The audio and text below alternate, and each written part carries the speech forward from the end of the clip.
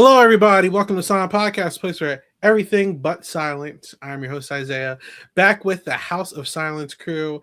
And we have a very special guest because we're here to talk about the end of the season. We have our boy, King Lance. Sorry, let me be more appropriate. How do you feel, King Lance? What's going on? What's going Oh, on? yeah. Thank y'all so much for having me. It's been very exciting. I know y'all see that I will pop in y'all comments here and there just to clarify some things. So to actually be here and to be able to talk about some of that stuff, it's fun. I feel like I had an amazing season, 9 out of 10 episodes, and being the star of the show. What would the show be without Lance? Let's be crystal clear.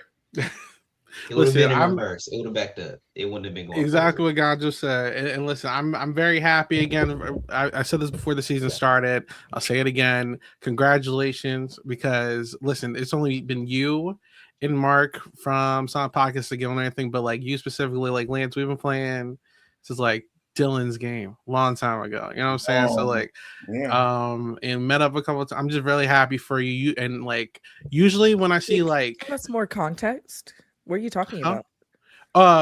Online org stuff. Yeah. Well, so like, tell the people. Yeah, my background really boils down to live minis or org games into like live game career, and that's where I kind of like built my name. And people always like, Lance, you're a great player, but like people don't know that the only reason I got into those worlds is because I was in finals for Survivor, and one person that was in finals for Survivor with me remembered my face and found me on Facebook like 2 months later. And I thought it was like a big scam. And I was like, I think, the producers are setting me up. And come to find out it was like a real community. And then it was like, hey, I think you'll be good for this game. Like you really stood out there, and played my first game. Then I played Real Foot, won my first ever LRG, first ever unanimous winner of that series, and the rest is history. And now that's why King Lance has been born. Okay. And now the world finally got to see how King Lance played the game. Yeah, and honestly, I'm just so happy for you, because usually when we see people go on these shows, like they don't perform well, or like they don't get a lot of screen time. Like I think of like you on Survivor. I think of like Rizzo. Like I think of a lot of people who are like finally like showing that like, yo, there's competitors over here. You know what I'm saying? So I'm so happy for you. You were definitely a star of the show. And it's so different when like, I've always dreamt of doing it.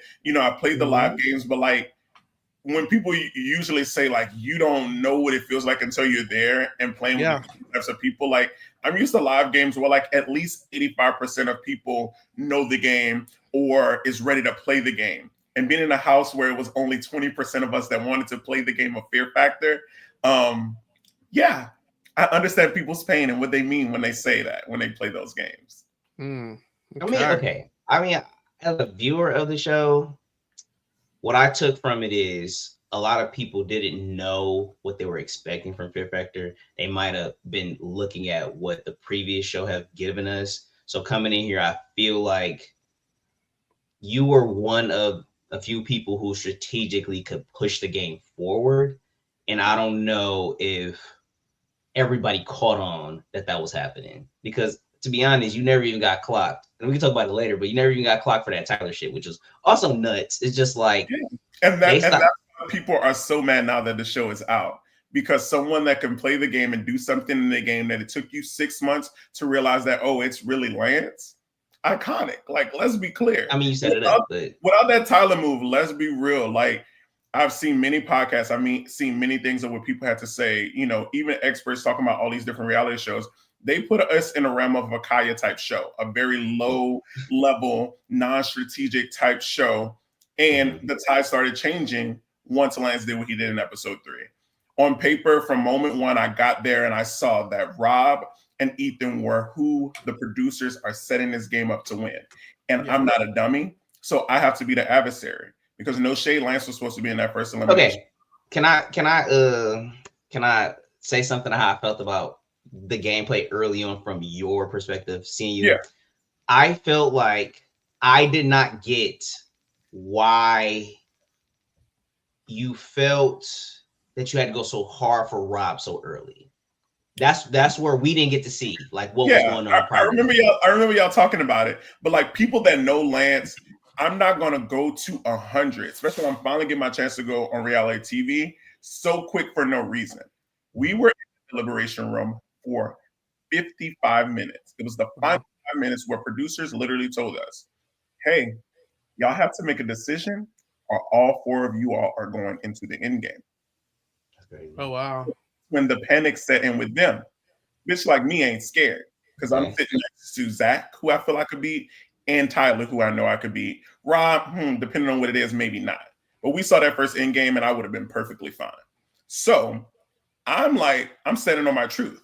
What they didn't show is, they showed the core of Tyler, Chelsea, Ethan, and Dita being created. But the first night, we called ourselves the outsiders. Me, Jenny, Damian, Blake, and Danielle, because rooms were created. Tyler and Chelsea went into a 2-bedroom by themselves. Jaylene went into a room by herself. The boys had a 5-person room. All the boys, me and Blake, didn't have no chance to get a bed. Wow. Rodney, Zach, Rob, Ethan, and Dita got a room. So the stragglers, which is me, which is Damien, which is Jenny, which is Blake and Danielle, got paired up in the other 5-person room. So my wheels turn. At the end of the day, I watch reality TV. The boys club is going to be created regardless. And if you got a 34-year-old mom of 4 and a 33-year-old mom of 2, commonality. Then you got Kristen and Jaylene in a 2-bedroom paired up. It's the likeliness. They like each other, so they're going to look out for each other, their roommate. So I knew I needed to create this situation. I was in a room with who, come to find out, was some of the gamers with Danielle and Blake. And then you had Damien, life of the party, but hey, that's like a sister to me. And Jenny, who people didn't get a chance to really see, is a gamer. Jenny was just on the Traders Cruise. They're pretty decent. Yeah, she didn't get a good shot in the game, but Jenny was someone who understood the game, and I feel that was moldable for me. So like for me, that was created night 1. So I went into the first deliberation to keep as many of them out of elimination as possible. But the first 4 names that come up, Blake, immediately, Jenny, Damien, and they was willing to put in Kristen, but not Jaylene. So Danielle was fine. So if 3 out of the 5 in my room are going to go in during my reign, that's not happening. Yeah. So I knew I had to be a little bit of an adversary for that. So I was like, hey, let's each pick some non-negotiables. And I picked like 2 of the people out of my room. I was like, immediately Blake and Damien. Then it was like, well, Jenny. And I was like, so they started picking more people. So I'm like, well, I want Jenny to be safe too. And I was like, well, I mean, Kristen and Jaylene need to go in. And if you don't want Jaylene to go in, then it was just a lot of combat. So it got riled up because they felt that I was being stubborn. But Tyler didn't want Chelsea.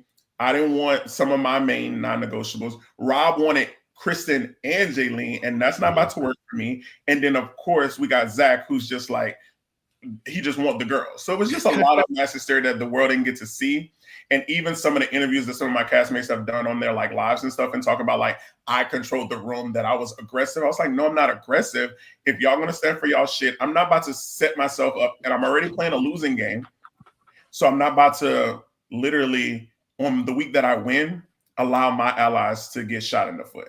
So that's why I fought so hard and make it look that way to the people. But we also know that up until week 9, the producer set me up knowing what I did up to week 9. So they had to edit me in a slightly Lance is the aggressor type of way. No, it makes sense though. No, whatever artist, what you're saying, it makes sense. It kind of like clears all that up because it doesn't seem like you guys, you know what they should have did? They should have actually made the counter on there so we knew how long you guys were in there. It would have made it make sense, kind of in a sense. So, I mean, you got to do what you got to do. And what you did clearly kept, if not everybody in your room, safe.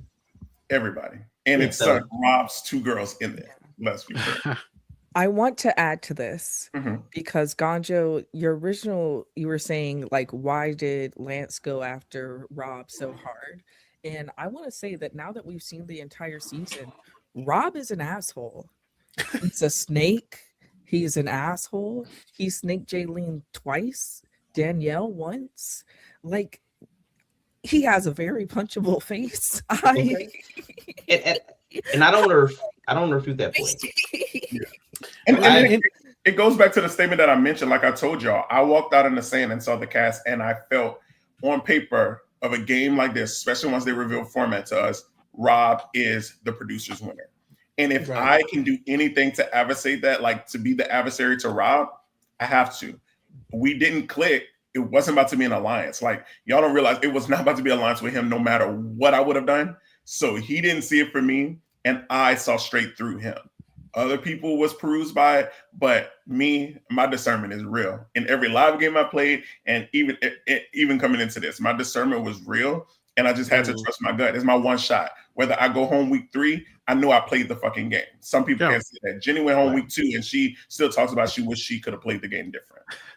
Yeah, like watching the show, it for a couple of weeks we were saying like the direction it was going, because it felt very comp heavy and like less strategic at a point. It was kind of obvious it was either going to be Dita, Rob, or Ethan at a point, and I felt like players like you, Blake, and even at some points like Jaylene were really like the people kind of willing to kind of almost like mess with the house structure a little bit. I did want to say, because I know that you feel like a lot of social media or whatever is kind of like, oh, he's the villain. Listen, the villains, in my opinion, are like the more entertaining people. Like Big Brother, I think like Dr. Will and Danny. Like Survivor, I think of Parvy and Tony and Sandra. Like the people who are remembered are more so like the people who play hard, right? And it did feel like it was like almost like a Big Brother-esque structure at first, where like here's this big group of the cool kids club, you want to call it whatever, and everyone has to like fall in line, but you never really like got into that line, and I really did like that. Me. And like y'all, some of y'all know a little bit about my personality. I'm not going to follow out to anyone's beat, and this is a dream of mine. So why would I falter my dream to be writing someone else's story, whether I crash and burn or not? At the end of the day, I know my ability. Like many people underestimated me, but like if we look at the stats, I've won 4 challenges. I've won just one under with Ethan and Chelsea won. I played a great game. So like for me, of course people look at me and see like, oh yeah, Lance might not be the strongest or be able to handle endurance. I only went home to a strength pull.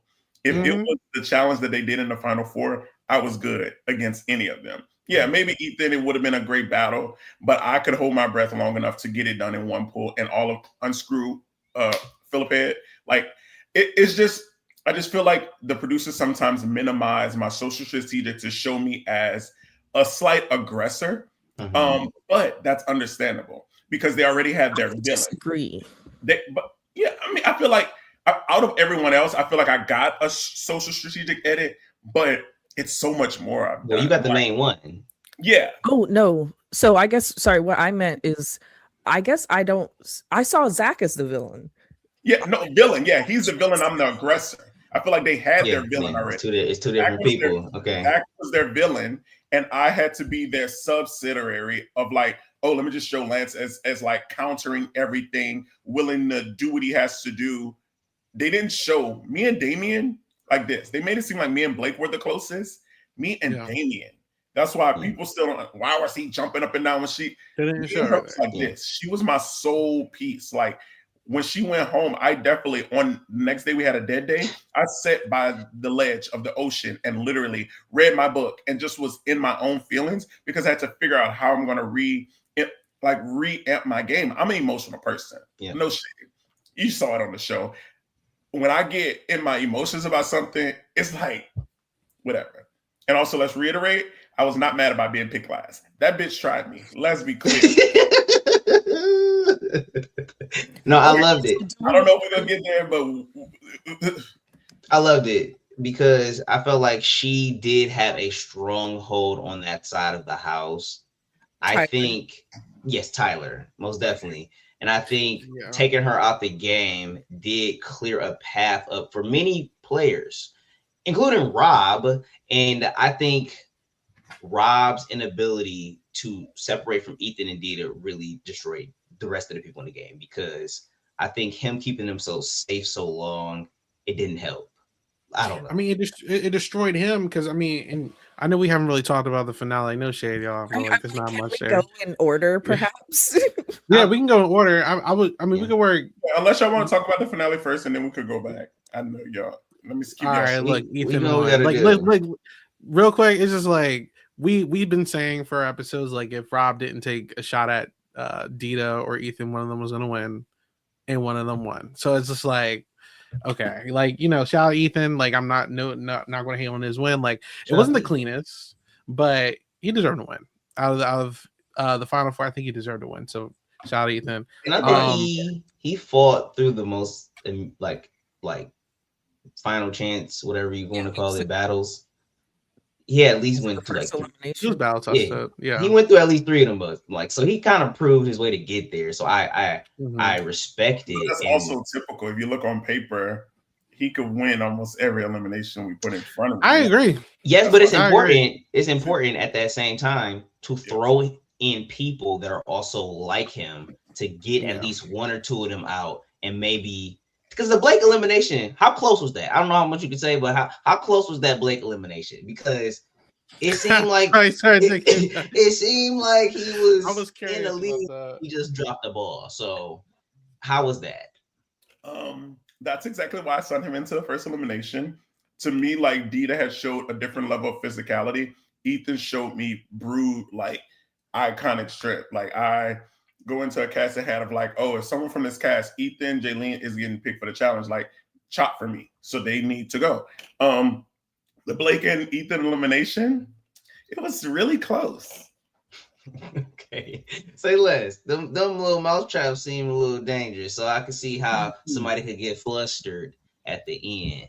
So, but it was a little, he almost went home at one point. So there was times to get him out. One trap. We can go back. Sorry, rewind a little bit back. Damien. We're not going back to back. Damien, I'm sorry, but when Damien, let's Cheyenne talk, Gonjo. When Damien almost got through there, I was almost running through my seat. I just had to say that. That was so close. That was actually crazy. All right, so now that Isaiah's gotten us to the final already, let's go back to episode 9 when the producers disrespected Lance, disrespected the audience as well by ending it with Dita's ear bleeding and no final words for either of them. That was crazy. Forget about that. Yeah, like no shade. Like my final words was in my confessional, so like yeah, I'm happy they showed that at least. But like you're right, bitch. I was trying to run off in the sunset. I'm sorry. I was trying to run off in the sunset with my man, have our words, and they literally made it all about my boy ear. Like let's be real, it was brutal in the moment. Like it was so bad. Like even literally we was in the hotel the next day, and like we still had to be separated. But like one of the producers loved me. And she was like, Dita's in the room. So I literally called the room and was like, hey, I just need to make sure you're good because my mind is like going crazy. But he's good. He's alive. Check him out on social media. Like he is that guy. He's doing really great things with soccer. But like I wanted to run off in the sunset. And I couldn't even run off in the sunset. It was very emotional watching it back because like the final words that they did show for me a little bit was right after I got out of the ocean. One of the producers pulled me, and she's the only producer all season that's been able to pull emotion out of me. So I knew what they were doing when I had my interview with her. And she started asking me about stuff. And literally, I'm not the most emotional person. Baby, the waterworks, like the ugly cry. Like it was like the and I'm like, I'm happy they only showed the parts of like eyes still running and whatever. But the beginning of it was the most disgusting because I did this for a reason. Like Fear Factor was an amazing show to do, but like people know Survivor was my heart. That's my dream show. So to do Fear Factor for me was to be in a cast where I, XYZ amount of people, and I just have to take it moment by moment, win this money from my mom. Straight up, I want to buy my mom a house. That's been my MO. Like she deserves it. She has worked really hard in her life. So I came to Fear Factor to do that. Yeah, scratch off the reality TV itch, but I was there for a reason. And to be so close. And I'm telling you, when we walked out and I saw the platform over the ocean, I was like, you prepared for a lot of stuff for Fear Factor. I was in the best shape of my life. I lost a good amount of weight. Like I was strong, don't get me wrong, but bruise, strength, grip, hang, body weight. And they were taller than you. So they were on the platform longer than you. Exactly. I'm shorter than all of them if we really look at it. And if you look at how the arms were, certain parts Did of that they box, not adjust it like they do in Big Brother? No. it was a little. It was like, oh, Lance, this is your box. This is your box. This is your box. So I'm like, okay, they did based on our, height measurements and stuff before the show and stuff, but that doesn't equate when we're there. Like, it's times where you see, like, why am I struggling way before these people? Like, I'm brood hanging and their feet is still planted. Yeah. And I'm hanging. So it was nothing I could do. So seeing that platform from jump, I was like, okay, Lance, you're playing a losing game. Do the best you can. So I'm proud of what I was able to do and the amount of love I've got since then. And people seeing a different side of me, like the emotional side, brought a lot of those haters. Like, I got so many messages where it was like, oh, if you scroll up and see, if you didn't block me by now, I really have a change of heart. I felt for you during the season. Like, no, still don't fuck with you. Like, it's a but come on, like, you're not getting a response from me. But it was fun. I'm happy at the game I played, and hopefully this is just the beginning. I feel like I've got a lot of inquiries about like what I would do in the future. And even like some of my producers that worked on the show, like my casting producer, she was like, Lance, this is only the beginning for you. And I'm like, I hope those words stand true, because House of Villains, Traitors, whatever new show comes my way, I'm willing to take it. Let's be clear. Since you want to make me the villain, let me go do it. House of Villains. I feel like if you do fear that, do you competitions? Go ahead, Shia. My bad. Visa. Oh, I was saying, and you're an all-arounder for competitions. Yeah, I'm not a weakling. No shade. And that's what showed me, because, you definitely have like little, like I have little problem, like self-confidence issues with certain aspects because I'm not a small dude. But being there and doing some of the things I've done, I'm like, Lance, stop playing with yourself. He was like, bugging, bro. Imagine if I do work a little hard to knock some stuff out in a couple months, XYZ, like, I could be a beast. I've never been someone who did like weightlifting. I played tennis my life, so my thing was all about dropping weight. But if I would like lift weights and do shit, like, I could have hung with the best of them. Let's be clear. Anyone who's willing to put their tongue on that many bug zappers. That was because I was trying to find my husband. I was trying to find my husband. I was trying to let my husband see what that mouth do. Oh, I got a question. So in terms of the house, because I wasn't sure if like you guys were actually staying in there or not. I'm assuming you guys were. Like, what was the protocols when like cameras are off? Like, were you guys talking game post like non-filming segments, or like what? So how it really would work, like, we definitely lived in the house. We had our designated bedrooms and things like that. From the moment we wake up, if you're not taking a shower in that morning, you have to get mic'd immediately. Or even if it's a line for the shower, you have to get mic'd up and just get unmic'd for if you're going to take a shower before XYZ. We had call times and stuff like that. And we weren't allowed to de-mic unless we showed them like, oh, we're going to bed and whatever. And anyone in our room that wants to still talk, they couldn't talk in the room no more if one person went to sleep. So that's why you see in most segments, people are on sofas, stuff like that. Because I'm a night owl. So like, for me, if people are up, I want to be up talking. But it would be some hard times where it's like, because, they can't really tell us certain things. It was like, hey, we're lights out at XYZ. You have to go to bed. Because, it's also a production team. So they have shifts, and someone maybe can be a sound person, maybe can be a 24-hour around the clock compared to a producer, which they always had around. So it's like, it's a mixed bag. We were able to do as much as we could, but when they set hard limits on things, you just had to abide by it. I thought it would be harder because I am a talker bee, but it wasn't as bad. So are you not allowed to talk after you guys are demiked? So let's say y'all in a room. It's literally, if they catch you talking, it's given like one warning, two warning, separation. Like literally, people sleep in different areas. Did anyone? Well, you don't need to talk about that because we learned, like, girl, I want to sleep in my bed. I don't want to be separate. Yeah. Was there any? They have RoboCams rolling the room 24. Like, some of the footage that you see in the episodes are from the RoboCam. You kind of tell which one's the cam, and those pick up sound. And the rooms are fully, like, the whole house is fully mic'd. It's just not good mic. Like, even on Big Brother, the house is fully mic'd, but they want your personal mic because it picks up the best sound. Yes. So if they hear producers are on the board listening and they hear you, it's like, all right, now we can't pick this up. Like, can't use it. So okay. I was curious, like, also, and this will actually kind of like judge my feelings on some players knowing this. Did you guys know what the entire game's format was like before the game started? Like, did you know how the finale worked or anything like that, or was it a surprise? Are you talking also about the ways that sometimes it was dragging me to hell, then it's like back to Rob picking 3 people? Yeah, everything like so specifically the finale. Like, did you know it was going to be like? We didn't know it was a 4-person finale. That's why, like, you see how excited I was when they said semifinals at 6. I was like, I still got an uphill battle. But then when they say semifinals, I'm like, oh, I mean, I just got to make it one more round to make the final. No, the only thing we knew, basic format. We knew that 14 of you all, it's going to be a challenge, XYZ amount of winners. They even specified as XYZ amount of winners. Those winners have the ability to send people in. We did know that it was always an elimination. Like, you wasn't being voted out. We knew that it was fight for your elimination. So that's all we really knew, very blanket. But when they threw in the like drag me to hells, all that stuff, like some of those things worked in my favor, because if it was drag me to hell, if it wasn't drag me to hell, how was I ever going to make the Tyler stuff happen?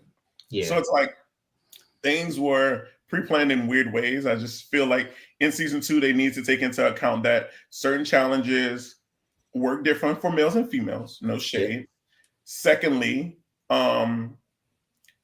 when it's down to the nitty gritty, like, why is my life dependent on someone else?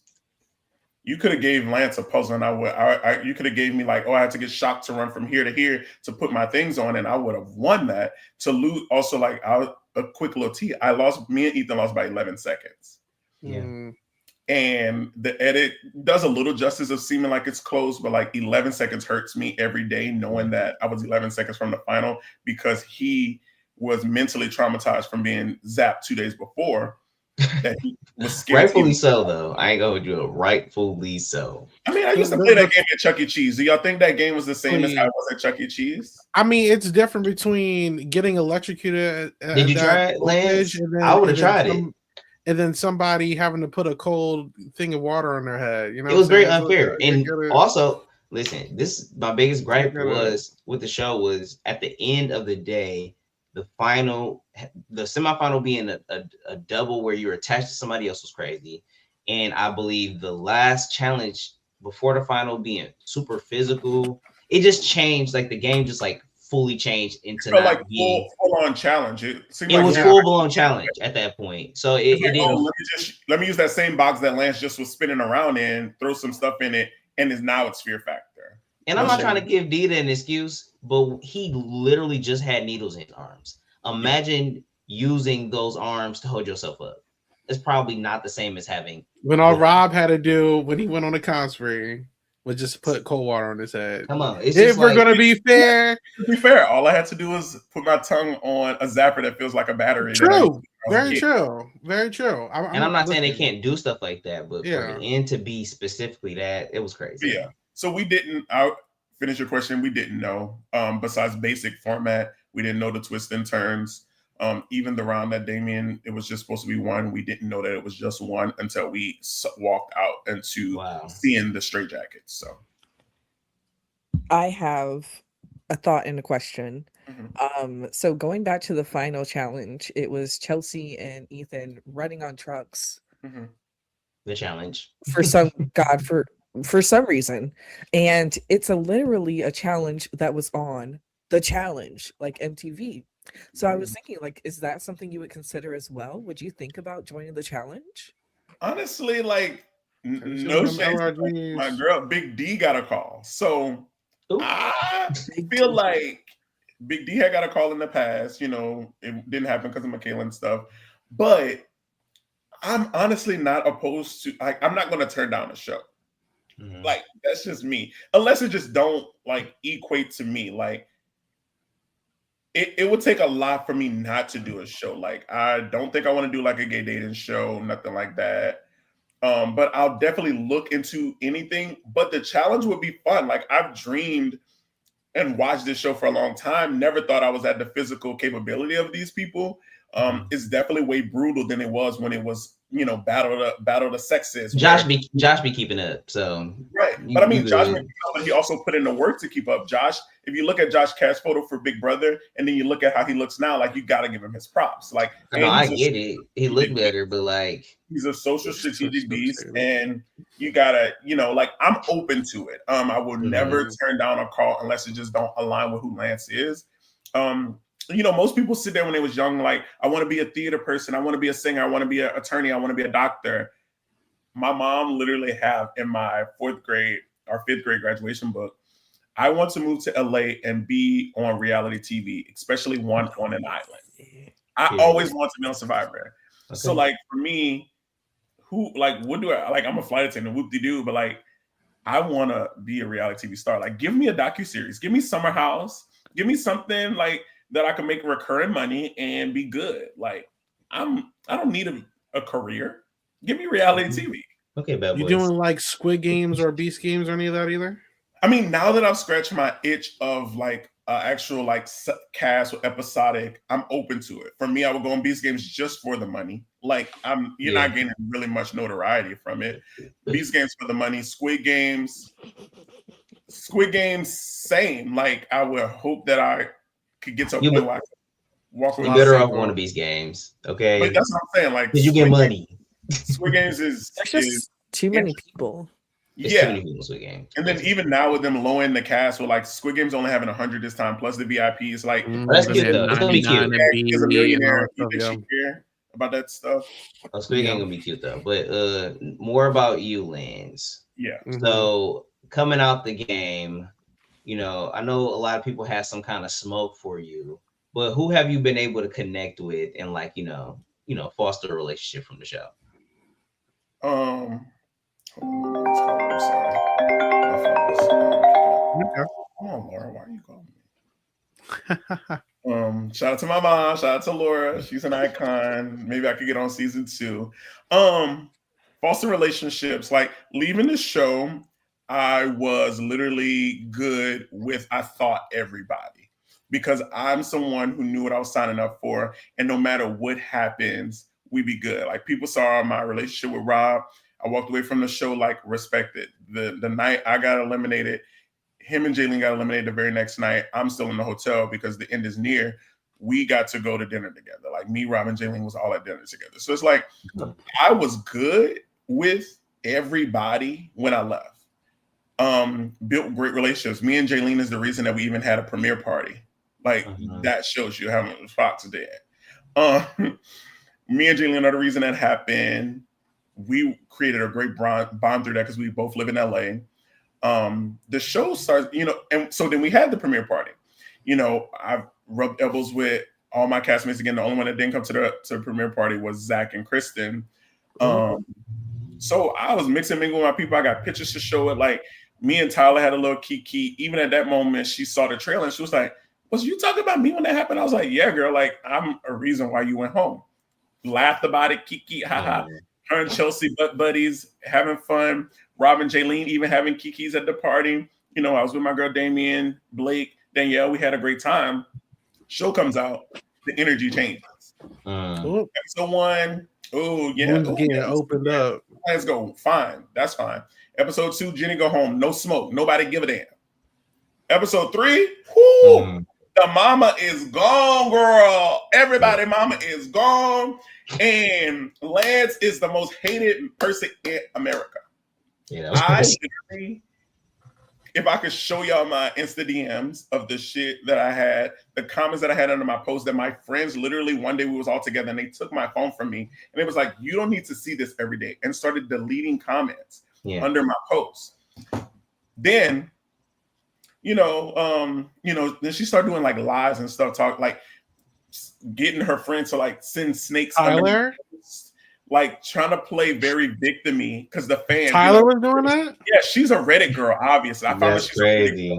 So she goes with the Reddits, and the fans hate me on Reddit. So she's like getting them to like comment stuff under my page, all kind of stuff. And I was like, oh, so this is what you want? So victim mentality. She started posting stuff on her story. Mind you, I still follow everyone in the cast at that point. It was like, one thing I regret from the show is being silenced by a man. I would never be silenced by a man again. Please. We saw the same conversation. Lance never got riled up. Lance was having a simple conversation with her on that sofa and literally even said, are you saying you're good because you want this conversation to end so we could end it? It's fine. We don't have to be on the same accord. I had a simple, that was one thing. You called her bluff. You called her bluff and she started crying. That was crazy. I walked away from it. She cries and Eda. That's crazy. Run to their mom. I'm like, white woman tears. I did not do you anything, woman. You could go back to the challenge. She literally picked me last, which I don't give a damn about. It's the game. But then, let's be real. Y'all know me as a competitor. Who wasn't clipping onto a carabiner? Was I clipping onto a carabiner? If y'all know me, how I play the game? Yeah.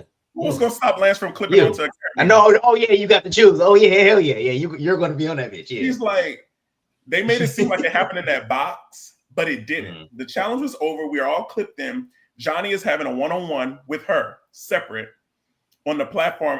We're still hanging in the air. And so Johnny's asking her, the clip that they used made it seem like it was the box. Johnny literally asked her, well, Tyler, what's your reasoning for staying back, being that you was the team captain?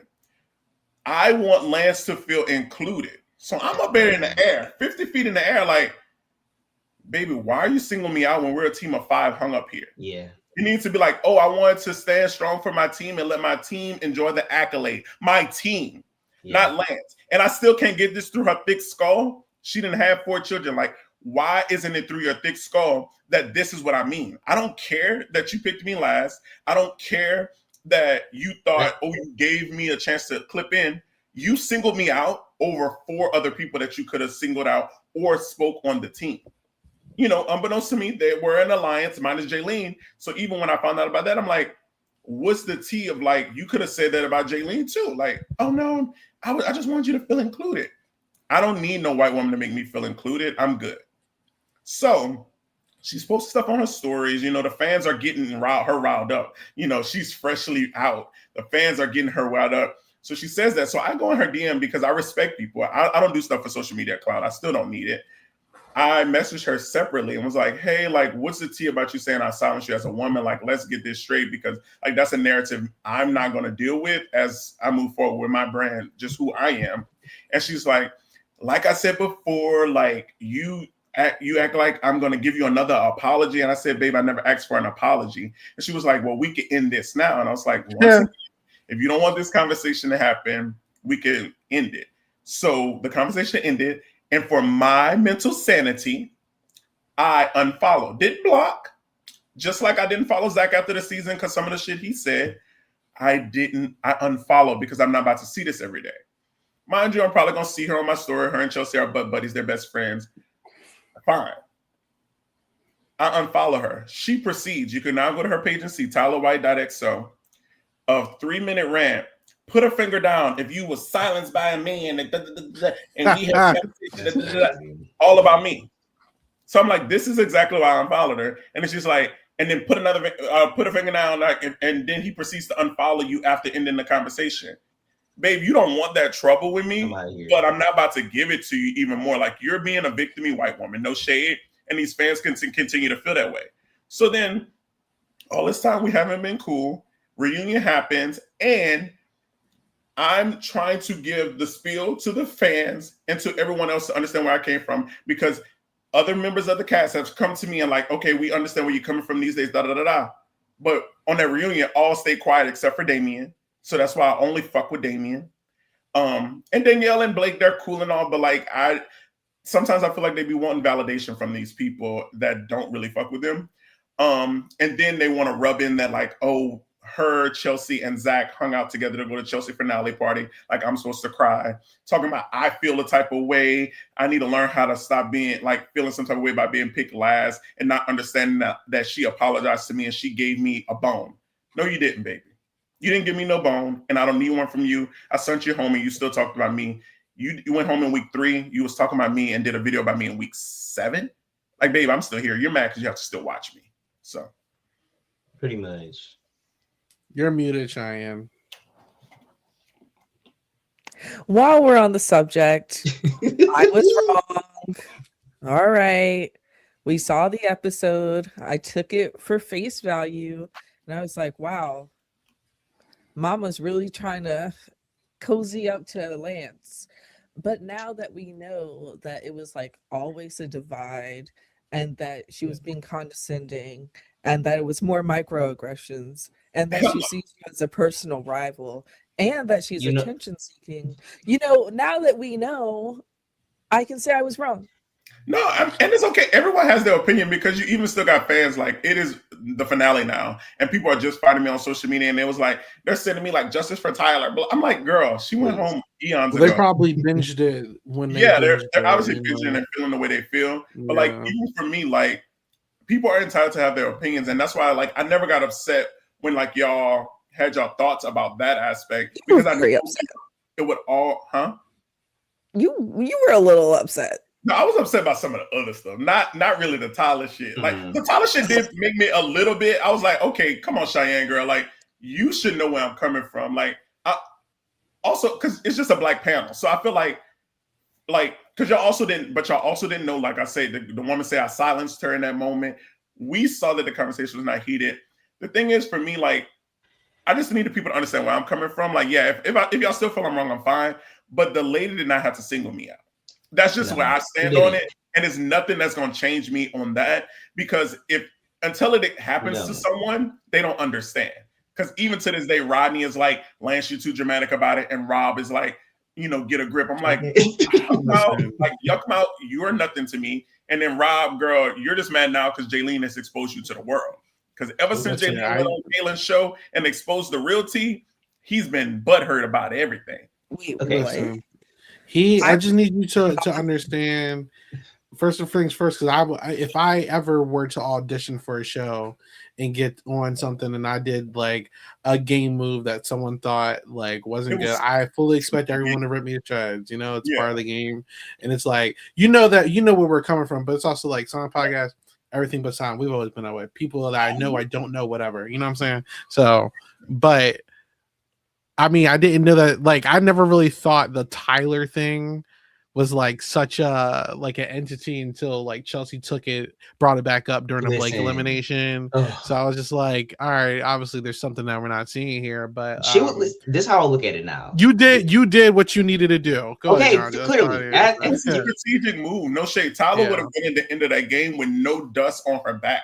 Like, was she not correct me if I'm wrong? Was she not the other figurehead? I feel like you were the figurehead on one side, and she was inherently the figurehead on that other side. She had Chelsea and she had Dita and Ethan wrapped around her, eating her gunk, and secretly made a girls' alliance that like Danielle and Damien knew that they were bottom of, but still was willing to like finagle with that dumb shit. Like, girl, any chance they get, Damien, they literally, when Tyler, they don't show this on TV. That's why I say Tyler got saved from a lot of the edit. Damien was waiting because we told her, it was me and whoever told her, like, Tyler it was Dita, because Dita was very like, he's real, so he's gonna tell it. So me and Dita was having a conversation with Damien, and we let her know, like, hey, like, no shade. Tyler say if they know she's gonna go in, send in Damien because she feels she could beat Damien. But Tyler tried to like whip it around and say like, oh no, that was just because I feel like if I go in, I need to face a girl. But why Damien? Why so that didn't get shown on TV. So she got to ride scathe free from like the anguish of it being the other options. That's the one thing they didn't in the edit show a lot of like what were the other options. Everything wasn't always concrete and set, because also I had to rely that Blake did what he did. Like you had to have the other options there. So I feel like you ate that up because he shouldn't have did that. A lot of the other options, and she didn't get the brunt of like, oh, why you want to target Damien, because it didn't get shown on TV, but it did happen. Most definitely. I think you made the right choice there. And so the last point about the Tyler thing I want to say. Yeah. She was the captain, but from what it seems, anybody could have clipped in. She should have clipped in. It wasn't saving one person. She should have saved herself. Because who was going to stop Lance from clipping it? Because that's what the thing that she keep running to her fans is like, I gave Lance a reprieve. And that's what people mention to me all the time. Like, how could you answer her and she gave you a chance? Whether this woman wanted Lance to clip it or not, if you look at the edit really close, I got out of my chains first and I'm standing up because nobody's about to stop Lance from clipping it. Yeah. No, I feel Who's you. stopping me? The one thing that I think so, to put it into perspective of what I was thinking and what I said back then was that Lance should have played along. In the survivor mindset of yes, sure, and then backstab. But I understand that you're a real person and that you don't want to be like fake. Yeah, like it's hard, y'all. It's hard for me to be fake. It's just in my character. Like it's me being a Scorpio, me being like a very like type A. Like when I much rather just be real, but I also know how to like sit back and like soak in it. Like after me and Rob had our issue in round 1, I always knew that I could never trust him, would never give him the time of day. But hey, he's with Jaylene, the girl who like second to Damien between y'all, like I was really close with. That's why I was so mad at you for giving her that pot. I felt it. I was like, we'll get to why that happened. Yeah, so me and her were like this. We had diva offs. We literally talked a lot. And I even told her, I was like, girl, you would be a baddie if you wasn't sitting there running in with a guy. Like you somebody on, if I'm watching the show, like I'm rooting for you. You're like a baddie. Like baddie. Like Rob is literally lowering your stock, baby girl. And we joked about it at the finale party. She was like, Lance, that moment sticks in my head when you told me that. I'm like, yeah, we see now. Like, but I ride for my people. I'm a loyal ally. I ride for my people. And my goal is always to chop away things around me. At the end of the day, like people say, like, yeah, Lance worries about himself. Like, I worry about my allies, but like, I'm always going to trump myself. Yeah, I fought for Blake in round 1, but I knew I couldn't do it every round. So that's why the thing in my brain switched to like, hey, I got to make them think I'm okay with Blake going in, but he has to do something to ensure that our alliance shines. So it's just for me, like I'm loyal, but at the end of the day, I'm here for Lance. Love Damien down, love Blake down, love Danielle down, but I have to do things to concrete myself. So Blake taking the brunt of the Tyler thing, which propelled me later in the season where all Tyler allies was loving on Lance. We see the episode opens up in episode 4 with Chelsea and Jaylene having a kiki with me, like, this just happened. It was like nuts. Crazy. He damn near sacrificed his own game for you. Shout out to Blake. But his game was already in a wiggity place. The only thing would have saved him because Ethan and Dita, yeah, they proposed like, oh, go in and show us that you wouldn't. But from me talking to Dita, they really would have worked with Blake moving forward. They're just the type that, hey, I need you to prove yourself. For me, I'm not about to have to prove myself to people. If you want to align with me, and then I'm not about to sit there and prove myself to you. We're either aligned or not. So you're giving me an ultimatum is why I don't want to work with you. You're also aligning to inadvertently lose at the end. So, but that's my opinion. I don't know. I got 2 questions. It might be a little messy. I ain't gonna hold you. I got messy. All right. Question number 1. Is Jaylene and Rob still dating? Girl, where have you been? Can y'all answer the question? Go watch Reality Check on YouTube with Kayla Allen. It is a really good information spiller for the episode that Jaylene is a guest. That's what got Rob like sprout up because that's why I need to be on Traders. I clock Rodney. I clocked that Danielle was a smart ass woman. I used to call her Condoleezza Rice. They don't show that, but I used to call her Condoleezza Rice. And I clocked that Rob has a wife and kids. Literally, you know, the latter part is not correct. He doesn't have kids, but that man had a girlfriend. That man was with someone and literally played in Jaylene's face. And Jaylene exposed that because we got back from the show. Me and Jaylene live in LA. Rob lives in San Diego. Jaylene goes to San Diego. She's a festival girl with all her girlies. They went on this girl trip. And she hits up Rob and is like, hey, like we're going to be in San Diego this weekend. Maybe we could catch lunch, dinner, whatever. He's like, not a good time. So she, as a woman, starts to go a little deeper in social media, looking at the tags, looking at a romantic post from Rob and this woman that he tried to like hide. So she gagged. And that's why, like, if she goes more in detail about it, if you go watch the Kaylin interview for Reality Check, it is really good. Jaylene spills the tea, which we needed to wake it up. But ever since that came out, Rob has been like mad at the world because he's like, me and Jaylene talked about that, and Jaylene was like, we never talked about you having a woman. Like, stop playing. Wait, so what about the other woman? She good? She like we still do Rob? You're not involved with all that. Yeah, like, I don't have nothing. I don't know Rob's life, so like that's what I want to know because it seems like I'm not involved in Rob's life, so I don't know. So I hope he's having fun.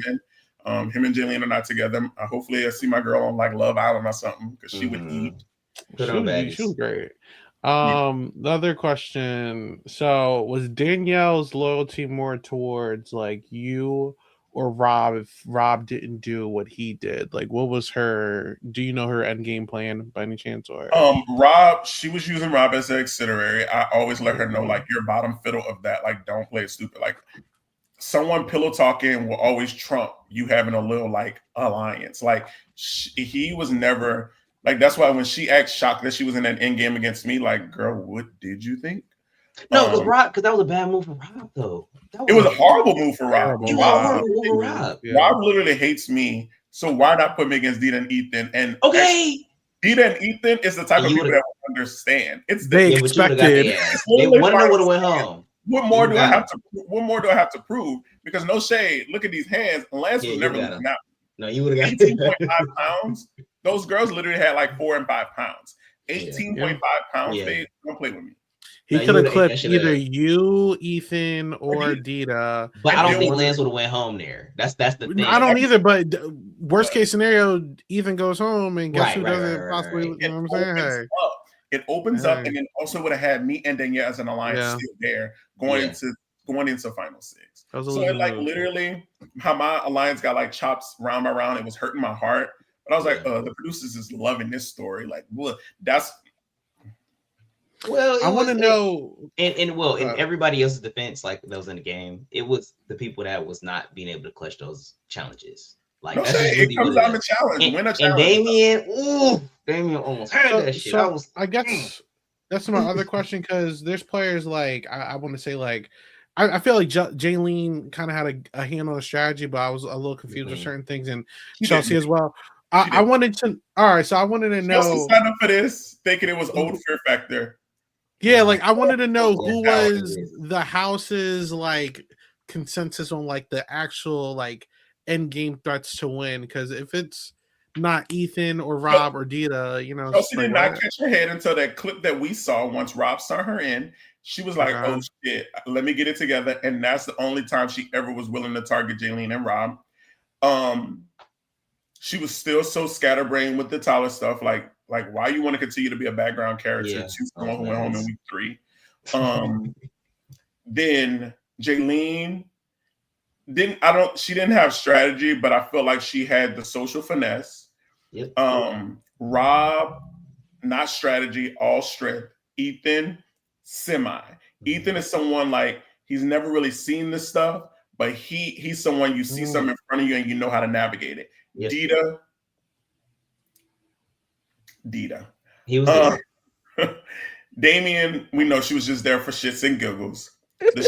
Wait, Dita what? Dita. So strategy. He's a threat all around. No.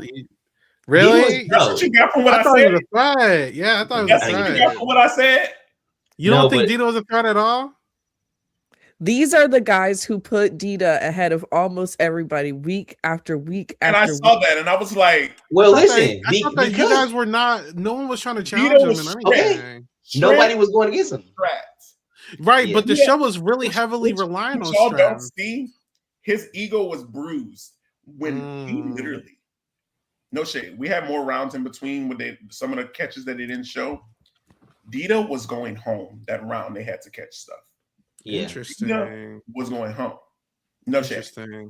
So why wouldn't nobody go back into a final with him? Like why would people not choose him? But that's why when Blake chose Ethan, me and Danielle was pissed because it's like Dita is the weaker. His ego is bruised already. Yeah. No one knows, but he got hurt week 2 when we had to slam through the wall. His ribs were severely bruised where Kristen was on standby because Dita was in the hospital for 9 hours. Wow. I didn't know that. See, this is stuff that we don't know. This is stuff that we don't know. Speaker of the alliance. That's that why that answers a lot of questions for me. I just needed to last longer than Dita because maybe Ethan his weight will pull him down because Dita was not going to win that hang either. His ribs at that point were severely bruised. Like he was going through it. Checked on it day to day, where we was like, dang, anybody that goes home is still on standby because in our cause, whoever, if you go home and someone gets pulled before an elimination, you come back. So that was something that answers why Ethan kept getting thrown in instead. Because we didn't know that. That answers a lot more things. As people start talking more, you'll understand. Hope I'm not breaking too much in the end. But Dita was hurt, and so when Blake was like, I want to take a strike, I'm someone who rather cut off limbs than the head because sometimes you gotta weaken the demeanor. Because in the house, when Dita almost went home, Ethan was like, bro, don't ever do that to me again. He was broken. The same way that I was broken with Damien, Ethan was like, bro, I don't know how I would have done this without you. So when Blake wanted to make the grand move, we was like, why wouldn't you pick Dita? Even if you would have lost, Dita was mentally not fully there anymore. I'm smarter than that. I feel like I know any chance I got, I needed to strike at Dita first. Yeah, Ethan is set to win, but you have to sometimes cut those limbs in the earlier part of the game. That answers a lot of questions. Blake 100% should have picked Dita for that. That's crazy. Now I see why you guys kept throwing Ethan in. I was confused by that, but I'm like, wow, interesting. Okay. So were you ever aligned with Jaylene? Yeah, me and Jaylene had this like kinship. I feel I taught her a lot of strategy. Like that was the one thing that I don't like that they didn't show a lot. Like the people that wasn't as strategy savvy, I had a lot of conversations to try to like mold them into strategic beasts to maybe like loosen up from Rob and Dita to loosen up from Ethan, because me and Dita were really, really close in the house. Me and Jane were really close, but they had their number ones and they had their people they stood by. And that's a lot that people don't see because they stayed laser focused on the producer showing the core and then me and my dying alliance. What they don't realize, like I, of course, am not sitting there just letting my alliance die. I'm making other connections. Like if any of the teams, if Rob and Jaylene wouldn't have won, any of the other teams out of me and Ethan and Dita and Chelsea would have sent him in. If anybody else would have won the round that Rob went in, that's why Rob looked out for Dita and Ethan, but Dita and Ethan was already going to send Rob in that round. Even if they would have probably sent him in against me, after the Rats challenge, they were sending Rob in. And they were sending Jaylene because they feel like Jaylene is stronger than Chelsea. They were scared of Jaylene more than Chelsea. And it's also exterior of Rob. So they never really, like they are very much so they love women. So they never want to pit women against a situation where it would ebb them over. So that's why they hated Blake so much. But that was the only round they was like, we'll send Jaylene over Chelsea because that's how I kind of knew like even if they would have won, I still would have went in. Because they would have been like, oh, Lance, you're a guy. You got to. And at that point, I never touched the end game.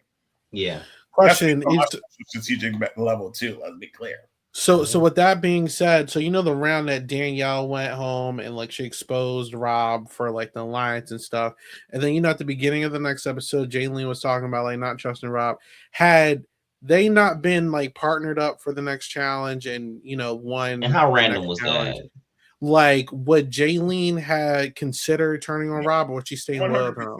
Like, we had a conversation, and she was like, "At the end of the day, it's a game." And like I told you, that mindset of what I told her, like her being a baddie, and her love, like she loved Chelsea. Like her and Chelsea had got really close because Jaylene had lost Kristen, and Tyler lost, and Chelsea lost Tyler. They had became cahoots and wound up being in rooms together for a bit. It was definitely like a slap in the face because Jaylene was really hurt by finding out that. Because the thing is, she's somebody like, she don't care that you have another alliance, but he lied to her and said he wasn't looking out for anyone else. And then signing her girl. It's kind of like, hey, once Chelsea's gone, then you're going to still look out for Ethan and Dita, so it's going to be me. Yeah. So she would been okay with sending Rob in. Rob would have had to go into this combination if he didn't win. No shade. Interesting. So that's why I say it's so weird that it miraculously turned into a team challenge and then they get there together. I hated it. Immediate first thought, as soon as I seen it, I'm like, it's the final six. They still got to be relying on somebody else to win. Like, why wouldn't you put me with Rob, eh? We just fuss. Wouldn't it be cute? That would have been interesting. That's an interesting. That's a very, very interesting. I'm starting to realize Rob was the foil for the season.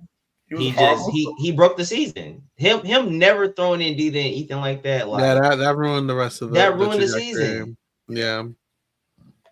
And I mean, there's nothing wrong with. I was Ethan. It would have been iconic if he won. But now that you lost, it just lowers your stock for me. You may look stupid. And the fact that iconic to me. Jaylene went home too with him. I was just like, I'm not gonna lie. So watching the finale, I watched the first half, and when I saw Jaylene and Rob both get eliminated, I actually turned it off, and I came back to it yesterday just to finish it off because I was just like, like, what am I watching here? Like, like we left with Chelsea, who's still obsessing about Tyler, and then Ethan, who about to destroy her. So it's just like, bro, like the 4 people we wanted to win at that point was either you, Jaylene, Dita, or Danielle. And then for all you guys to go in like a line, I was just like, yeah, all right. I was just like, I don't care. Yeah, let's wrap it up. Did Chelsea ever have agency in this game? No. Nope, y'all got her in the right place every week. Okay. Oh, and also like relating to your experience with the cast, like post season viewing, Blake had a almost like weirdly placed speech to the rest of the cast about like how this is just a game. I hope we're all okay after this. Like, at the time, it seemed over dramatic, but like, what do you think about the speech now? I think his speech was good. It got people to wake it up. I just feel like in that moment,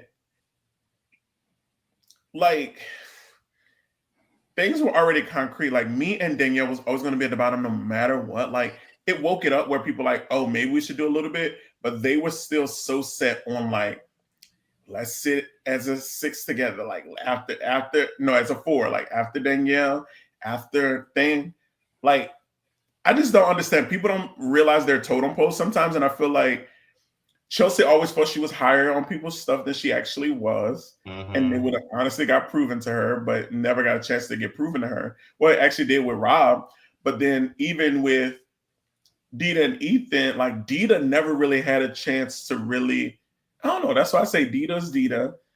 And that's why I say I think the rightful person, one that did the most in the strategic realm. Because if we go back to when Damien was like, I'm her non-negotiable, Dita's my non-negotiable for Ethan. But hey, let's change it up and you go in. Which was really the adverse. Dita was like, hey, y'all, let me go in. But we're not go look at that. Go look at that edit and see how choppy that is. Yeah, I got you. He was a little too eager to. It was no fight. He was a little too eager to go in. Well, it went from "Oh, you want me to go in?" to "I'm ready to compete." Okay.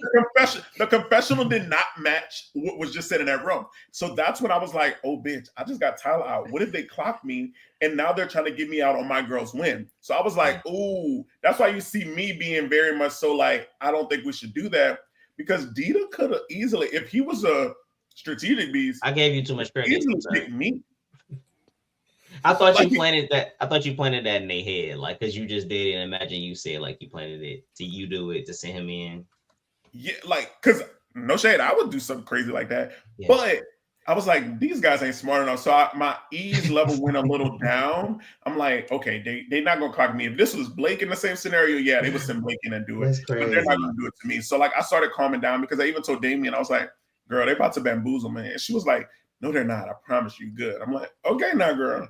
I just know how I would play the game. I just bamboozled a girl. So, all right, this is one of my last questions. So, was the house playing the game inside the house and leaving the game? Did you see that similar structure both times? Like when you were in the game, did you see the house structure? And then when you seen the edited show, was it the same landscape that you had while you were in the house? Yeah, the only thing I didn't know as deep as it was how many conversations Danielle and Rob had. Like, I feel like I personally knew their semi-alliance because, you know, like they're my people. We talked about how we maneuver this game, and she was like, I think I got a good grip on Rodney and Rob to an extent for me, like for her safety, which was true. Rodney never would have. Rodney and Danielle were really cool. Maybe that New York, New Jersey, but like Rodney also is someone who is the Lulu of who he is. Like he just swore he was the Don Dada of the show, and you're nothing.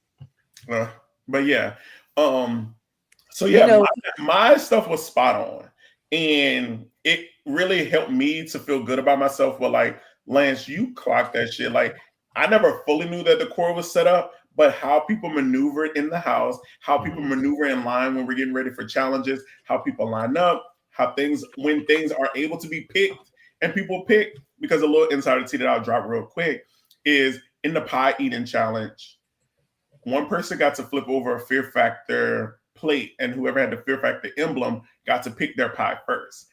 And then they were able to popcorn it to someone else. So it went from Jaylene to Rob to Chelsea to Ethan, Adita, them, where it left me, Zach, and Danielle and Blake out. Then they picked Zach. So that let me know that, hey, Zach is way more superior than me, Danielle, and Blake to y'all. And then I obviously got picked last. So that's why like people like, oh, Lance always get mad about being picked last. That's what they said at the reunion. But I'm like, no, I'm a smart person. Yeah, you read the room. I already realized the ranking systems. That's why I like shit like that, because it lets me know where people fall. And at that point, like even with Zach being, going on live, being mad about stuff, we literally, even after he sent Damien, he swears that I told him that he was going in. When I was like, no, I couldn't, that I had him safe. And I was like, no, I told you that, hey, me and Blake got outvoted. They're sending you in. Now it's time for you to do the destruction that you talked about to those boys. Then the next morning, after he sent Damien home, because I know I still needed an ally, and they still don't fuck with him, me and Danielle had a conversation with him during breakfast. Like, hey, like, I just want you to know, like, yeah, it hurts that Damien's gone, but I got you. Like, let's show whatever. So that's why fans are like, why wouldn't you just give Zach the evil pie? That was my ally. I didn't trust him fully, but it was a number for me. And if I could show him that I have him, he's unpredictable. He would shoot at maybe Jaylene and Chelsea before he tried to come at my side again. So that's why I did Jaylene, because Dita, Ethan, and Rob have shown that they're strong in a lot of stuff. So I'm not about to give them a pie, and it just gives me them 30 seconds to down that. So I told my alliance, I say, hey, we need some stockpile on Chelsea or Jaylene. And whoever I do first, I think y'all need to follow suit. I don't know. I think y'all could have stockpiled on one of the guys. No, I think y'all had it up. Between me and you only could get maximum 2. I'm saying me and you, like, that's not in the ether. About to be fun. Yeah. But so I was like, whoever I put it on, I need someone else to at least put it on too. Mind you, at that point, Chelsea only had 1 piece. Jaylene had 2 because she didn't get a coin. And Zach had 2. Zach is known slightly as not being able to eat her. So I was like, okay, I could deal with that. And then Jaylene is a vegan. So she already got 2, and we give her 2 evil pies. That's 4. She's probably gonna have the same amount as she's gonna have less than me, because I had a coin, so I only had 1. And if 2 people give me 1, the most I'm gonna have is 3. Right. I know I can't do gross food, so I just need time. Yeah. I'm not a fast gross food eater. I don't really like gross food. That was the one thing I'm not a gross food eater at all. I don't know if I can do it. That was the one thing I was scared of. So for me, my analogy was like, hey, give it to the vegan who will struggle because it's a mental thing and trying to eat it, and she's small. Because it's self-preservation, I just need to make it past this round. And then I can reevaluate my game. So that's why I gave it to Jaylene. It sucked because at that point we were really good. Like, we should have gave it to Chelsea or something. Rob, I was the person that she was going to flock to. Or if Rob had mysteriously gone home at some point, that's the problem, though. Yeah. Because I was like, that's why I asked earlier, were you ever aligned with Jaylene? Because she was always going back to Rob. Yeah, it was. That's what I say. I would never have been her number 1 choice. So it's literally why Rob is in the game. I have really no agency. Like, yeah, we got a kinship, a friendship, but it kind of paid off when her and Chelsea won that challenge, where even though I just gave her pie, my friendship with her was like, okay, I could put that aside because I fixed it. At the house, they don't show all that, but I fixed it. And that's what proved to me that I felt like you shouldn't have gave her the pie. I know you was self-preservation, but her not like retaliating was like, damn, I think she really did fuck with you. Maybe not obviously to Rob, but she was still fuck with you in the game. Yeah. And I can see that. And that's why I said she was really hurt. Like it was bad. Like she was really hurt by me. And I can understand where it's coming from. But also to the vegans. I also understand what you did. Yeah. To the vegans out in the world that hates me now. Y'all should be good. My girl actually broke her own veganism by choosing a scorpion pie, even though it's not an animal. It's the vegan pie was the one that Zach got. So if you didn't want to be true vegan, you should have chose the vomit fruit pie. But you knew you couldn't handle it because that shit was stink. So she was like, I'm gonna break my vegan. I would have had to eat that. Huh? Or I would have been. Was that actual vomit? It's vomit fruit. So I looked online. It's like a vomit, like it's just a fruit that got the name for vomit because it stinks. This is real fruit. This is the goji eye pie because that was like Jello at the bottom. So it was like tasty, but sweet. This is my last question, and then if Cheyenne has one closing one, she could ask one as well. I was skeptical about Johnny, and then he won me over towards the end of the season. Is he really like that, or was it all for show? Johnny Knoxville loved the fuck out of us. I see it. Literally, like people don't see the true edit of a lot of the stuff, but I'm happy they showed his sentimental side when Damian went home. And even when Chelsea lost or Jaylene lost, like he loved us to an extent, like we're his babies, like essentially. And he made sure, like, even when we were filming, we have to go in like cash trailers. He would come and be like, hey, y'all good? Like, are y'all good? Like, even after the cement challenge where it was freezing cold in Vancouver. And after we got out of that cement, it was like freezing cold. And it was times where we had to like do interviews and stuff still in the cement. And he just came check. He was like, hey, y'all just got to toughen up for 10 more minutes. It's fine. Then it was like hot as piss when we did the harsh drag. And the way they reset it and stuff, and how we had to wear scuba suits under our big clothes, because when they battle tested wearing regular clothes, people were still getting like lacerations. Yes. So we had to wear a scuba suit and then clothes. So we were all internally like sweating. Like where we were standing, it was like in the sand, but like we all had puddles of like drenched sweat because it just would drip down. And that challenge took a long time to film. Like it was a lot of like reset. They had to like grade it. Then they had to get the horse. It was a lot. So we was there for a lot. So he checked on us. We was his babies. And there was times where like, he was like, hey, can we take 10 minutes, get umbrellas, water for them? Like he was great. Johnny was amazing. And I hope that whoever gets to experience him in season 2, that he's just as great. Well, the 48 Hours of Hell, he looked like he loved them. So we'll see. Okay. He's a good host. He seems like a good host. I was happy to see him. Shane, you have any closing questions? You're on mute again. But I heard you say yes. Yes. So I was thinking about the animals because the first things that popped up when I was looking into House of Fear, a lot of comments, a lot of the Reddit, which I didn't check the Reddit throughout the season. I only checked it before the season started. So all of this tea was very new to me. Go ahead up, Tyler. Sorry, I'm not gonna go to her Instagram. I do need to follow Lance. The thing is that everyone was like, animal abuse. Where's PETA? But because they're in Canada, PETA can only write letters, and Canada doesn't have the same animal abuse laws that United States do. So my question is, like, when you were working with all these animals and stuff, how'd you feel about them? Like the snakes, the dead rats, the lizards? I don't know. Yeah, I think for me, like looking back at some of the episodes, I'm like, dang, that like that gecko is shedding on Rodney's head. Like he is scared. You know, the rats are shitting because they are like being dropped out of a fucking box. I will say that we had some of the best handlers for the live animals. Like we had experienced snake charmers and snake handlers, the live rats when we had them for the challenge when they dropped out of the box, and even the challenge where we had to like take the rat out of the snake pit to safety. we literally had some of the best handlers. And if you go on the Fear Factor Instagram, you could see some of them talking about like the safety and how they had to handle it. Can't really speak on any of the dead ones because maybe they spotted from a package. Like it's okay, like they died for a reason. They were dead in like the subways. But they didn't intentionally harm any animals in the process of this. That's so funny. Okay. So I watched the video where the producers were talking about the rats before the challenge. And this is a direct quote. Hannah said the way that we prepare these rats is we wash them with soap and we blow dry them so they're camera ready.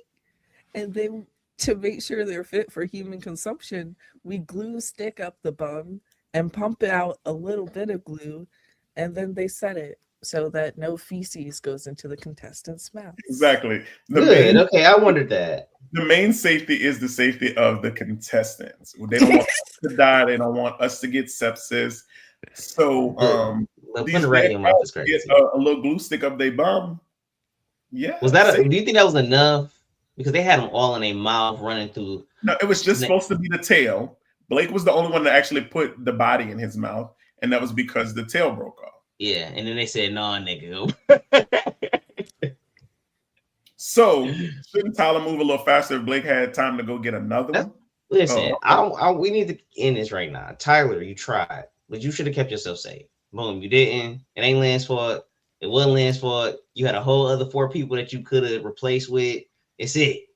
Good luck next time. Don't leave the social strategic mastermind when they finally have a strategic part of the game to just sit there and allow anything to happen. If that moment in the game wouldn't happen, I'm not sure we would have a season 2. And I'm putting. I agree. Tyler should be satisfied because she had an impact even when she wasn't on the screen. They might say, "Oh, exactly." Bring her back. You have fighters, you have riders. They were still talking about you. What? Episode 8, 9. Come on. They might bring you back, baby girl. The mom. Get your Redditors off my mans, please. Get your Redditors off. The mom was Chelsea, and Chelsea took Taekwondo as a kid. They saw that 2 episodes straight talk about Taekwondo. I just feel like you go on these shows, just do something. And don't let somebody else's story overclips yours. And that's honestly where I wanted to be proud of the game I played regardless. If I would have went home after episode 3, at least I know I did something. Jenny still to this day have regrets. Kristen was like, I wish I would have XYZ because I speak, me and her hung out since the show. Even Rodney was like, I wish they would have showed me doing this, but she didn't really do nothing. Blake, have his thoughts. Everyone have their what ifs because I still have my what ifs. I'm like, maybe I could have convinced them to not put in Zach, and maybe the boys would have sunk in Zach with them instead of like Damien. But you have a lot of shoulda, coulda, wouldas, and you think you're playing the game so good. And I will never say that I played an A+ game. I'm not. What was y'all ranking? What's the highest mother? No, that was the other podcast. We gave you A, I think. You never hit A tier, superior tier, whatever. I understand that I don't fall into that.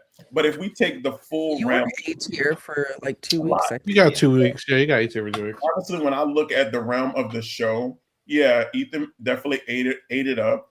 But I feel like I did really decent where I brought entertainment, I brought strategy, I brought gameplay, and I brought straight personality. It's like if we look at confessional count, Lance had the most. So okay, more than decent. You played a really good game. It's just the physicality of the last challenges just wasn't on your side. That's what maybe if I would have had a little extra month to prepare, I could have did some dead hangs. But one thing I can't do is pull up. So I knew that was true.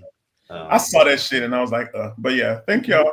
I appreciate y'all doing it because like a lot of podcasts, they got on the bandwagon later. Like Quinn and his podcast got on later. The Royalty, they came on later. A lot of people got in the gig of Fear Factor later and was like, oh, it's actually a really good show. Because the first couple episodes was a little snooze fest, but once you wake it up and you let a game player do his game player stuff, you're gonna get a good show. So hopefully season 2 take the rubric of Lance and we get some people that's gonna play the game because I can't get another season of snooze. Would you ever? Last question. Quick question: yes or no? Would you ever come back to Fear Factor? Oh shit!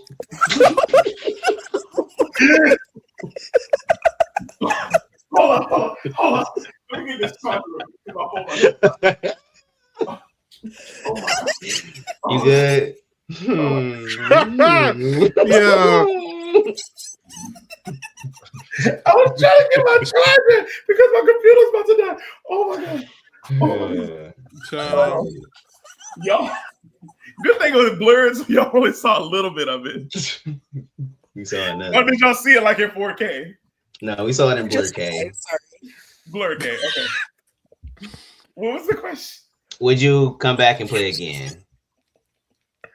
Oh, 100%. I feel like the target would be massively on my back. A target would be massively on my back because I created the strategic rubric of the show. They're going to find someone that's like me. They're going to find someone that's like Zach. And in their archetype casting, I'm going to be someone that they compare future contestants to. Gonjo, it's your time to shine. I can't eat. It's the food. No, honestly, you all, Cheyenne, I want you to. I eat it up with the food. Wait, you want me to what? Put up our shut up. I want to see you do Fear Factor. That'll be great. No. I mean, like they always need black people in these casting rooms. Like, girl, if y'all need a black person that's really gonna turn it up, hit me up. I would do just fall deep into what your fears are when casting. That's why I say anybody that's thinking about doing Fear Factor Season 2 is casting. FearIsBack.com.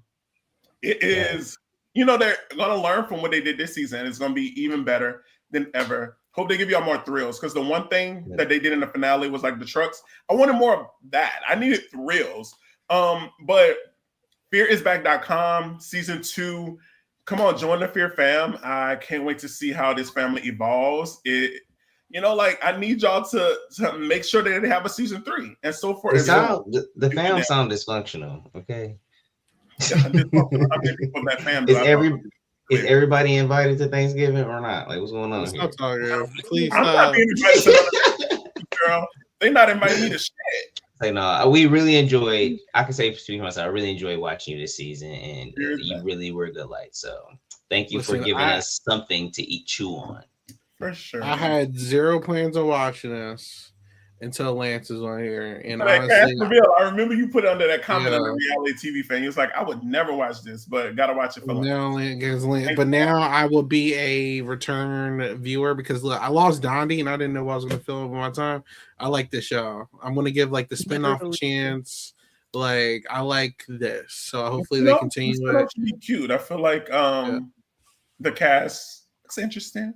We'll see. Have you met any of that cast or? No, literally, like we were leaving our hotel, checking out. They were coming in, so it was kind of like that was smart. They made that up. Yeah, and they literally filmed them right after us. So like seeing them in my blankets and my bed, like girl, we are the originators. Oh, the 48-hour people. Yeah. So I feel like no shade that this is a tester to see how they want to format Season 2. So yeah, I want people to watch the 48 hours as support, but I want them to keep it long form for Season 2 because I think they're testing this 6-person out to see if there's the 48 Hours of Hell is a 2-episode special. So maybe next year they might try to do sets of 2-episode specials. Yep. I need a full season before you start doing 16 people. Family members. Let's go. I disagree. Whatever he said. Anyway, 16 people, maybe a secret like duo in there. Yeah, I like that. That'd be crazy. Bring Tyler's husband and then like bring her back. Oh hell no, girl. I'm good off of Tyler and Hereditors, but listen, it's okay because we are done with this season. Listen, thank you guys so much for watching. If you're watching this live, watching this record it or whatever, we really appreciate it. This was such a fun show, a very big surprise. I really enjoyed it. No shade, I enjoyed it more than the Traders. All right, so this season was we'd love to see more of this. If you want, please like, comment, subscribe like usual at Silent Podcast, Silent_podcast, and all that fun stuff. 5 stars, 5 stars only if you're listening on the audio platforms. Lance, thank you so much for coming on and putting up with us and still, putting this on our radar. Because again, I had no idea what was coming out. Where can go plug? No shade. I really, when you asked me to come for my episode, I was like, Trust me, you just want to wait till next week. Because I knew it was given. But make sure you all continue to support Fear Factor. In a couple weeks, we'll see the 48 Hours of Fear. You can find me on all platforms. I am King Lance on TikTok. I am King Lance _ where I'm gonna try to get more content out there and stuff because my following count is really getting up there. So I need to, give them something to live for. Keep supporting, apply for shows, not just Fear Factor, but I need my people on shows because y'all are some of the most social strategic people that I know. And we need to continue to show that we are beasts in this world. They're casting these people that don't know, y'all saw my cast. I would have rather have played some of y'all. Let's be clear. But love y'all. Thank y'all for supporting. And I enjoy your opinions no matter what. So don't think I hate y'all. I love y'all for sure. No, never that. Never that. Cheyenne, where can people find you? Much love to King Lance. So you have many chances to hear me uninterrupted around the New York comedy scene. Check out my Instagram, Cheyenne New. That's new with a K, like Cheyenne Knoxville. It's me, Cheyenne New. So yeah, feel free to follow me on all platforms, and maybe I'll re-download TikTok. Yeah, there you go. Ganja, how about you? All right, you can follow me at Ganjo the Dank. I be floating around. I'll be here. If you want to vibe, come vibe. All right, we love it. Thank you, Lance, for giving us a show, and hopefully, season 2 can keep up and do better. We want to just keep progressing. So hopefully, the landscape of the house is clicked in a little harder for this next season. There you go.